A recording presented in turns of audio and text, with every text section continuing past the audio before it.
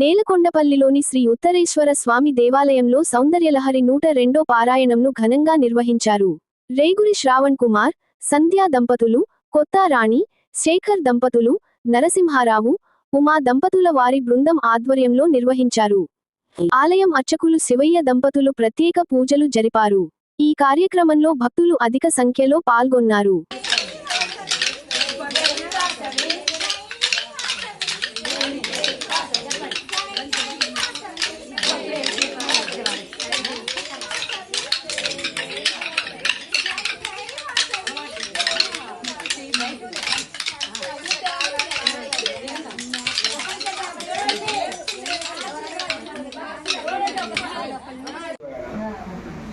ओम नमः शिवाय ओम नमः शिवाय ओम नमः शिवाय ओम नमः शिवाय ओम नमः शिवाय ओम नमः शिवाय ओम नमः शिवाय ओम नमः